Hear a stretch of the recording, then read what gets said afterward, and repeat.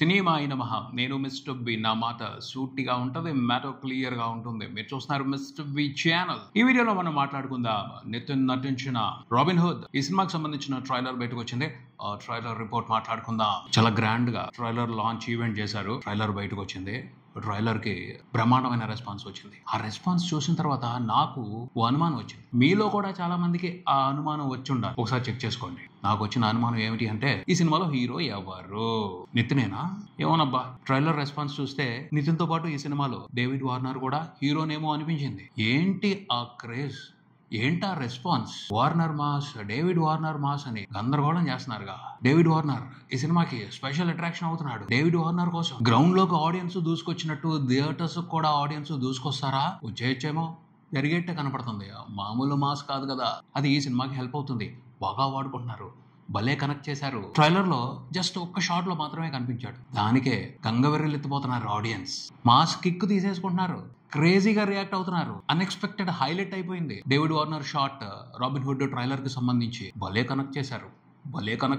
Venky కుటుంబల correct గా పట్టుకున్నాడు audience pulse. ఉపయోగపడేటట్టే ఉంది డేవిడ్ వార్నర్ స్పెషల్ అపీరెన్స్ ఈ సినిమా సక్సెస్ కు సంబంధించి. డేవిడ్ వార్నర్ సంగతి పక్కన పెడితే ఈ ట్రైలర్ చూసిన తర్వాత నాకు అనిపించింది ఏమిటి అంటే, వార్నింగ్ ఇద్దాం, ఒక హెచ్చరిక చేద్దాం, ఒక జాగ్రత్త చెబుదాం ఈ సినిమాని చూడాలనుకుంటున్న ఆడియన్స్ కి అని అనిపించింది. అదేమిటి అంటే, ఈ సినిమాకి వెళ్ళేటప్పుడు ఖచ్చితంగా మర్చిపోకుండా, లేకపోతే ఎక్కడి నుంచైనా ఆర్డర్ చేసి తెప్పించుకోండి, కానీ దాన్ని మాత్రం తీసుకుని సినిమాకి వెళ్ళండి. ఏంటది అంటే స్టమక్ బెల్ట్. స్టమక్ బెల్ట్ ఎందుకు అంటే, ఇందుకు మనం కూడా మన 4 ఫాదర్స్ ని ఫాలో అవ్వాలి. ఈ అమ్మాయికి 4 ఫాదర్స్. చూసారుగా ఎలా పడింది కామెడీ పంచ్. ఏమన్నా ఉందా ఇంత ఫ్రెష్ జోక్? ఈ మధ్యన నేనైతే వినలేదబ్బా. 4 ఫాదర్స్ అంటే నలుగురు ఫాదర్స్ నలిగిపోయిన మధురు కాదయ్యా, మన పూర్వీకులు అని అర్థం. పూర్వీకులు అంటే అదో క్యాస్ట్ కదా.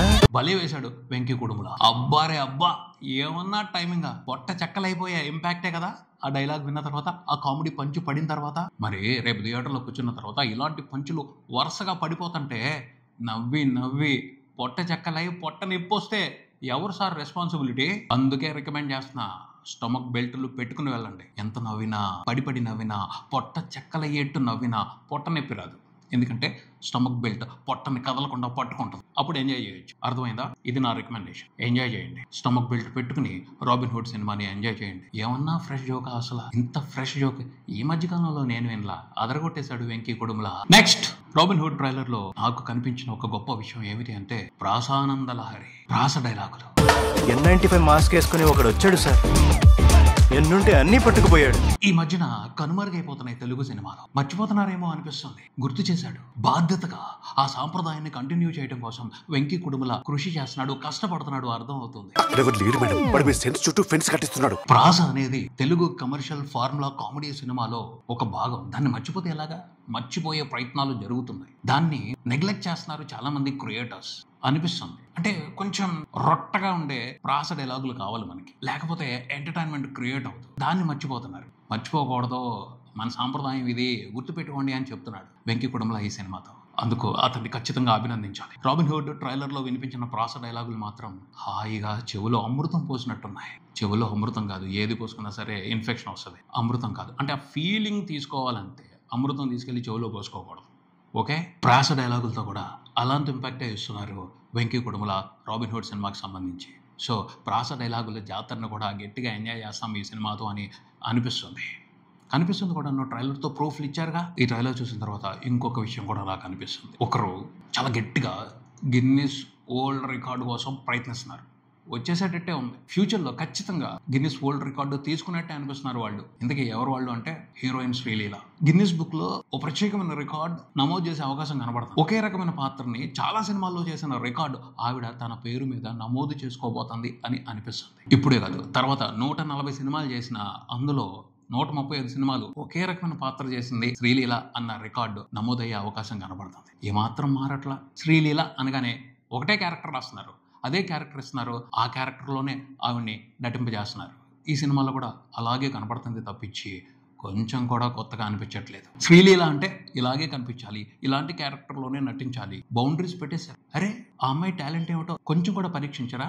ఆ అమ్మాయిని ఓ లెక్కకే పరిమితి చేస్తారా? ఇరుకైన గదిలో పెట్టి టాలెంట్ ని తాళం వేసి నొక్కేస్తున్నారబ్బా. గ్లామర్ గా కనిపించాలి, చబ్బీగా మాట్లాడాలి, డాన్స్ వేయాలి, హీరోతో రొమాన్స్ చేయాలి. ఇంతకు మించి ఆ క్యారెక్టర్ లో ప్రత్యేకత లేకుండా చేస్తున్నారు. అలాంటి క్యారెక్టర్లే పెద్దగా ఇస్తున్నారు.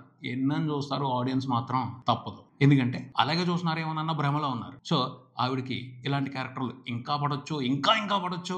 ఫైనల్ గా గిన్నిస్ వరల్డ్ రికార్డ్ రావచ్చు. వచ్చే అవకాశాన్ని కొట్టిపారేయలేము. తర్వాత జీవి ప్రకాష్ కుమార్ మ్యూజిక్. దీని గురించి కొంతమంది మాట్లాడటం నేను చూశాను. వెంకీ కుటుంబల చెలో మూవీలో కానీ, భీష్మ మూవీలో కానీ మంచి చార్ట్ బాస్టర్స్ ఉన్నాయి, ఆల్బమ్స్ అదిరిపోయినాయి. కానీ ఈ సినిమా ఆల్బమ్ అంత ఇంపాక్ట్ఫుల్ గా లేదు అని మాట్లాడుతున్నారు. అరే ట్రైలర్ లో ఆల్బమ్ గురించి మాట్లాడేది ఏంటి బై? సినిమాలో మాట్లాడుకోవాలి పాటల గురించి, లేకపోతే లిరికల్ వీడియో వచ్చినప్పుడు మాట్లాడుకోవాలి. ట్రైలర్ లో చూడాలి, ట్రైలర్ లో ఎంజాయ్ చేయాలి. జీవి ప్రకాష్ కుమార్ ఇంపాక్ట్ ని థియేటర్ లో చూడాలి, థియేటర్ లో ఎంజాయ్ చేయండి. ఆయన చాలా మారాడు.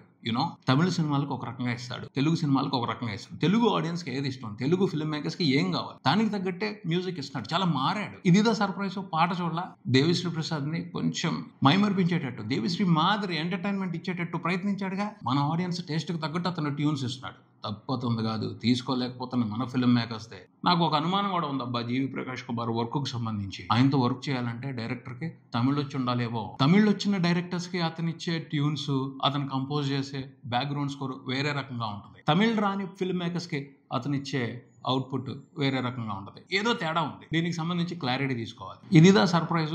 అడ్జస్ట్ అవ్వాల్సిన సాంగ్ తప్పించి బ్లాక్ బస్టర్ సాంగ్ అయితే కాదు. అది మనకు ముందలే అర్థమైపోయింది. గోల్డెన్ స్పారో లాంటి సాంగ్ యావరేజ్ సినిమాకైనా ఇస్తున్నాడు జీవి ప్రకాష్ కుమార్ తమిళ్లో. అలాంటి ఇంపాక్ట్ఫుల్ సాంగ్స్ తెలుగులో ఇవ్వట్లా పెద్దగా. డార్లింగ్ మూవీ కోసం మాత్రమే సూపర్ ఇంప్రెసివ్ మ్యూజిక్ ఇచ్చాడు ఇప్పటి వరకు తెలుగులో జీవి ప్రకాష్. అది కూడా ఎందుకు? కరుణాకర్ కోసం ఇచ్చాడు. కరుణాకర్కి తమిళ్ తెలుసు. ఇదేదో తేడా కొడుతుంది. తమిళ్ తెలియని ఫిల్మ్ మేకర్స్ తో జీవి ప్రకాష్ కుమార్ సరిగ్గా సింక్ అవ్వట్లేదేమో అనిపిస్తుంది. దీనికి సంబంధించి తెలుగు ఫిల్మ్ మేకర్స్ కొంచెం జాగ్రత్త పడాలి, జాగ్రత్తగా ఉండాలి. ఈ ట్రైలర్ లో ఇంకొక విషయం ఇంట్రెస్టింగ్ గా అనిపించింది. రాజేంద్ర ప్రసాద్ గారు ఆయన సెక్యూరిటీ ఏజెన్సీ. దీనికి సంబంధించి నాకెందుకో బీస్ట్ మూవీలో వీటీవీ గణేష్ ఇదే తరహా వ్యవహారాన్ని సెటప్ చేసి పెట్టుకున్నాడు అని అనిపిస్తుంది. కానీ మనం గుర్తు తెచ్చుకోవద్దు, బీస్ట్ మూవీని గుర్తుకు తెచ్చుకోవద్దు, నెల్సన్ని గుర్తుకు తెచ్చుకోవద్దు. ఎందుకంటే దాన్ని రిఫరెన్స్ గా పెట్టుకుని ఈ సినిమాని చూస్తే ఎక్కడో దెబ్బ కొట్టింది. సో మర్చిపోదాం. దాన్ని ఇన్స్పిరేషన్ గా తీసుకోలేదు, కొత్తగా ఆలోచించాడు, ఇన్నోవేటివ్ గా ఆ పోర్షన్ ని డిజైన్ చేసి ఉంటాడు అని అనుకోవాలి వెంకీ కుటుంబంలో. అలా అనుకుంటేనే మనకి సెల్ఫ్ సాటిస్ఫాక్షన్ ఉంటుంది. మన సినిమాను మనం ఎంజాయ్ చేస్తాం. వేరే వాళ్ళతో కంపేర్ చేసుకోకూడదు, కంపారిజన్ వద్దు. కానీ ఎందుకో అనిపిస్తుంది బీస్ట్ మూవీ గుర్తొస్తుంది. అంటే ఫుల్ సినిమా కాదు, ఆ సెక్యూరిటీ గార్డుల వ్యవహారం. అందులో నెల్సన్ కొంతవరకే టచ్ చేశాడు. దాన్ని ఎలాబరేట్ చేసి ఇంకొంచెం ఎంటర్టైన్మెంట్ ఇద్దామని వెంకీ కుటుంబంలో ట్రై చేసినట్టు అనిపిస్తుంది. ఓకే, ఆ ఎలాబరేషన్ ఫన్నీగా ఇంట్రెస్టింగ్ గా ఉంటే అందరికీ మంచిదే. వెంకీ కుటుంబంలో సక్సెస్ అవ్వాలి ఆ వ్యవహారానికి సంబంధించి నేనైతే మనస్ఫూర్తిగా కోరుకుంటున్నాను. బీస్ట్ గురించి మర్చిపోదాం, బీస్ట్ గురించి గుర్తుకు తెచ్చుకోవద్దు. దేవదత్త నాగే విలన్ గా కనిపిస్తున్నారు. మెయిన్ విలన్ అతనే అర్థమవుతుంది ట్రైలర్ లో చూసిన దాన్ని బట్టి. ఆది పురుషులో హనుమాన్ క్యారెక్టర్ చేశాడు దేవదత్త నాగే. అతనికి తెలుగులో బ్రేక్ ఇవ్వాలని ఇంతకు ముందల ప్రశాంత్ వర్మ ట్రై చేశారు. అంటే ప్రశాంత్ వర్మ ఆ సినిమా కథ ఇచ్చారంతే, దేవకి నందన వాసుదేవ. ఆ సినిమాతో అతనికి పేరు రాలేదు, ఆ సినిమా అంత బాగా ఆడలేదు. కానీ ఇప్పుడు దేవదత్త నాగేకి రాబిన్ హుడ్ మూవీతో బ్రేక్ ఇచ్చి తెలుగులో మంచి ఫ్యూచర్ ఏర్పాటు చేయాలి అని వెంకీ కుటుంబంలో సంకల్పించుకున్నారు, బాధ్యత తీసుకున్నారు. అర్థం అవుతుంది. దేవదత్త నాగే క్యారెక్టర్ ఎలా ఉంది? ఇంట్రెస్టింగ్ గా ఉందా? స్పెషల్ గా ఉందా? కొత్తగా ఉందా? లేదు, రెగ్యులర్ గానే కదా అనిపిస్తుంది. అయినప్పటికీ రెగ్యులర్ క్యారెక్టర్లతో కూడా, రెగ్యులర్ ఎంటర్టైన్మెంట్ తో కూడా బ్రేక్లు ఇవ్వచ్చు. ఆ ప్రయత్నంలోనే ఉన్నారు వెంకీ కుటుంబంలో అని అనిపిస్తుంది. చూద్దాం. దేవదత్త నాగే ఈ సినిమాతో బ్రేక్ తీసుకుని తెలుగులో చాలా సినిమాలు, ఎక్కువ సినిమాలు చేస్తారేమో. నాకు మాత్రం ఆ క్యారెక్టర్ లో కొత్తదనమే కనిపించట్లా, పరమ రొటీన్ గా అనిపిస్తుంది. కానీ సినిమాలో ఏదైనా మ్యాజిక్ జరుగుద్దేమో. ట్రైలర్ లో ఏం చూపిస్తారు, ఎంత చూపిస్తారు? కొంతగా చూపించేది జస్ట్ షార్ట్లు వేస్తారు. సినిమాలో వేరే రకమైన జాతర జరుగుద్దేమో, జాతర చేస్తాడేమో, ఒక స్పెషల్ విలేజాన్ని ప్రదర్శిస్తాడేమో. చూద్దాం, వెయిట్ చేద్దాం. ఇంకెన్ని 4-5 రోజులు అంతే. హీరో నితిన్ మాత్రం సిన్సియర్ గా యాక్ట్ చేశాడు ఈ సినిమాలో. రాబిన్ హుడ్ టైటిల్ మాత్రమే కాదు, అతని పాత్ర కూడా రాబిన్ హుడ్డే. రాబిన్ హుడ్ ఏం చేస్తాడు? అక్రమార్కుల దగ్గర, డబ్బున్నోళ్ళ దగ్గర డబ్బులు కొల్లగొట్టుకొచ్చి అవసరమైన వాళ్ళకి పంచుతాడు. అది ఉంది, అదే కంటిన్యూ అవుతున్నాడు వెంకీ కుటుంబంలో. ఈ సినిమాలో అర్థమవుతుంది హీరో క్యారెక్టర్ తో అది చేపిస్తున్నాడు. శంకర్ గారి జెంటిల్మెన్ తరహా పాత్రే నితిన్ ఈ సినిమాలో చేశాడు అని అనిపిస్తుంది. కానీ దొంగతనాలు ఎందుకు చేస్తున్నాడు అనే దానికి సంబంధించి ఏదో ఒక ఫ్లాష్ బ్యాక్ ఉంటుంది. ఆ ఫ్లాష్ బ్యాక్ ఏమిటి, అది ఎంత ఇంట్రెస్టింగ్ గా ఉంటుంది, వెయిట్ చేయాల్సిన మ్యాటర్. ఆ తర్వాత విలన్ తో కూడా క్లాష్ పెట్టుకుంటున్నాడు. విలన్ తో క్లాష్ ఎలా వస్తుంది, ఆ కథ ఏమిటి, దానికి సంబంధించి డీటెయిల్స్ పెద్దగా ఇవ్వలేదు ట్రైలర్ లో. అది ఇంట్రెస్టింగ్ గా ఉంటే బాగుంటది, గ్రిప్పింగ్ గా ఉంటే బాగుంటది. ఖచ్చితంగా ఒక స్పెషల్ ఎంటర్టైన్మెంట్ ని ఎంజాయ్ చేయడానికి అవకాశం ఉంటుంది. మరి దాన్ని ఎలా డిజైన్ చేశాడు, ఎలా ప్లాన్ చేశాడు వెంకీ కుటుంబంలో చూడాలి. బేసిక్ గా అయితే ఎంటర్టైన్మెంట్ మీదే వెళ్తుంది. కామెడీని నమ్ముకునే ఈ సినిమాని తీస్తున్నారు. మిగతా కమర్షియల్ ఎలిమెంట్స్ అన్ని కూడా జస్ట్ సపోర్టింగ్ అంతే. కామెడీయే వెంకీ కుటుంబల అంటే కామెడీతోనే జాతర చేస్తాడు. సో ఆ కామెడీ ఎలా ఉంది, వెన్నెల కిషోర్ వేసిన జోకులు ఎలా ఉన్నాయి చెప్పుకున్నాగా స్టమక్ బెల్ట్లు పెట్టుకోవడమే, అవునా కాదా? తెచ్చుకోండి చూద్దాం. తర్వాత వెంకీ కుటుంబల 3.0 ఇది ఈ సినిమాలో లేటెస్ట్ వెర్షన్ చూస్తారు అని నితిన్ చాలా పెద్ద హైప్ ఇచ్చాడు వెంకీ కుటుంబలకి. నిజంగానే ఇది 3.0నా? చెలోని మించి, భీష్మాని మించి ప్రత్యేకమైన ఎంటర్టైన్మెంట్ ఈ సినిమాలో ఉంటుందా? కొత్త ఎంటర్టైన్మెంట్ ఉంటుందా? ఏమో నాకు తెలియదు. ట్రైలర్ చూస్తే మాత్రం అలా అనిపించట్లా. భీష్మాని మించి, చెలోని మించి ఈ సినిమాలో స్పెషల్ ఇన్నోవేటివ్ ఇంట్రెస్టింగ్ ఎంటర్టైన్మెంట్ ఉంటది అనేది నాకు అనిపించట్లా. ఈ ట్రైలర్ చూసిన తర్వాత అనిపించింది ఒకటే, వెంకీ కుటుంబల సాంప్రదాయ ఎంటర్టైన్మెంట్ కి ఫిక్స్ అయ్యాడు. కొత్తదనం అవసరం లేదు. ఎందుకు అనవసరమైన రిస్క్ తీసుకుని కొత్త ప్రయోగాలు చేస్తే అది ఆడియన్స్ కి పడకపోతే వాళ్ళు ఇబ్బంది పడతారు కదా. వాళ్ళని ఎందుకు ఇబ్బంది పెట్టాలి? వాళ్ళకి ఇష్టమైన ఫార్ములా ఎంటర్టైన్మెంట్ ని ఇద్దాం అని ఫిక్స్ అయ్యాడు. అంతే తప్పించి కొత్తగా ఏదో చేద్దామన్న వ్యవహారం అయితే ఈ ట్రైలర్ లో అస్సలు కనిపించట్లేదు. మరి దీన్ని ఎలాగా 3.0 వెర్షన్ అనుకోవాలో అర్థం కావట్లేదు. దీనికి ఏమన్నా ప్రత్యేకంగా చూపించాడేమో, మనం కూడా సినిమా చూసిన తర్వాత ఆ వ్యవహారాన్ని ఫీల్ అవుతావేమో. ట్రైలర్ వరకు మాత్రం 3.0 వెర్షన్ కనిపించట్లేదు. సాంప్రదాయ ఎంటర్టైన్మెంట్ కనబడుతుంది. పరమ ఫక్తు కమర్షియల్ ఫార్ములా ఎంటర్టైన్మెంట్ మాత్రమే కనబడుతుంది. కొత్తదనం ఏమాత్రం కనిపించట్లేదు. ఫైనల్ గా రాబిన్ హుడ్ ఈ సినిమా ట్రైలర్ గురించి చెప్పేది ఏమిటి అంటే, రొటీన్ సాంప్రదాయ ఎంటర్టైన్మెంట్ ని ఎంజాయ్ చేయడానికే థియేటర్స్ కి రండి అని చెప్తుంది. అదే వెంకీ కుటుంబంలో చేస్తున్న ప్రామిస్. దానికి తగ్గట్టుగానే ఎక్స్పెక్టేషన్స్ పెట్టుకోవాలి. అంతేగాని ట్రైలర్లో కనిపించిన విషయాల గురించి, అనిపించిన విషయాల గురించి ఎక్స్పెక్టేషన్స్ పెట్టుకుని థియేటర్స్కి వస్తే మాత్రం డిసప్పాయింట్ అవుతారు అని క్లియర్గా చెప్తుంది ఈ ట్రైలర్. ఇది ఇక్కడికి. మరో వీడియోతో మళ్ళీ కలుద్దాం. ఈ వీడియో మీకు నచ్చితే లైక్ చేయండి, మీ ఫ్రెండ్స్తో షేర్ చేసుకోండి, మీ అభిప్రాయాన్ని కామెంట్ చేయండి, ఈ ఛానల్ని సబ్స్క్రైబ్ చేయండి. నేను mister big, keep watching mister B channel. Thank you.